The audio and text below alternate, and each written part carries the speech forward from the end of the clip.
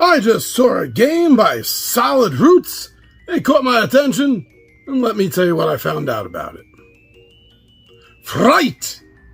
This is good for 2 to 5 players, ages 8 and up, and should take about 10 to 30 minutes to play. Fright! The family-friendly tabletop experience that you learn in 5 minutes. Spend the rest of your short life mastering. Death is a scary thing indeed. The only board game with ghost appeal. Each player gets their own tombstone with 5 scare tokens and a die. Each round consists of dice phase and a scare phase. The dice determine who gets the scare, but cards can change the dice. When players are scared, they must remove a scare token, and the players die when all of their tokens have been removed. The last player alive is the winner. Even when players die, though, they can still play cards to affect the outcome of dice rolls.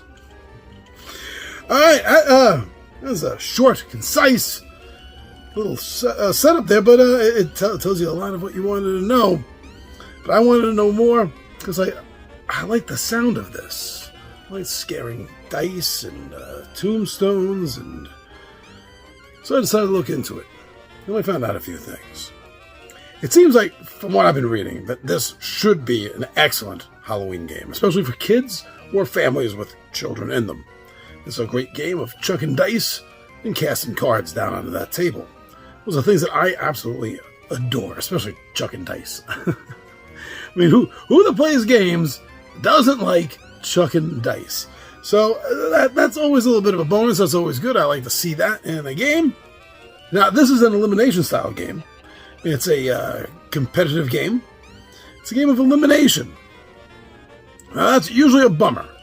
It's usually a bummer because the first person that gets eliminated usually just has to sit out for the rest of the game. Now, this does have a short play time.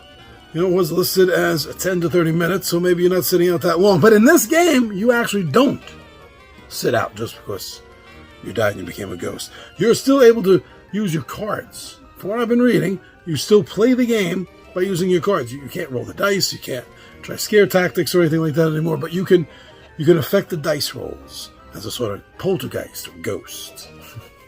Very cool. I like that it keeps the players interested even after their characters that they're playing have died.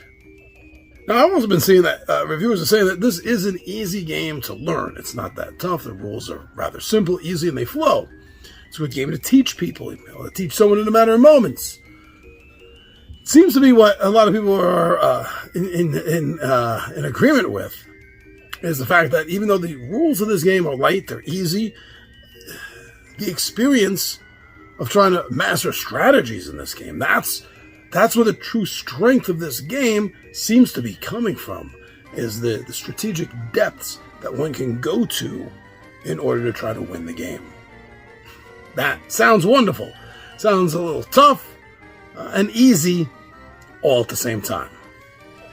Now, even though this does have aspects of luck, a lot of the reviewers that are mentioning this and bringing this up, it does seem to be that they're satisfied and happy with the balance between luck and strategy that this game is going to deliver at the table. I personally find that whenever a game has a balance of both, it makes it a better, a stronger game. And some of the reviewers seem to be thinking about that. Now, this game does look fun as hell. Personally, I'm a bit of a sucker when it comes to games that have 3D opponents. No, I mean, well, that helps too. I like real life opponents. 3D components in their games. Something that makes it literally stand up off of the playing area or the board or the table, wherever you're at, whatever it's down on. Seeing those pieces rise up, it always catches my attention more than anything else in a board game. Visually speaking, it is aesthetically very pleasing to me. And since you look at the tombstones in this game, and that catches my attention.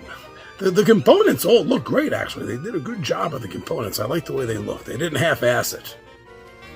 I haven't even played the game yet, but from what the reviewers have said, what I've seen of the game, what I've read about the game from its own site, yeah, I see why the reviewers would be saying that this This is a good family game. It's a good kids game, and it seems to be a good party style, or light party, small party style, kind of Halloween themed board game.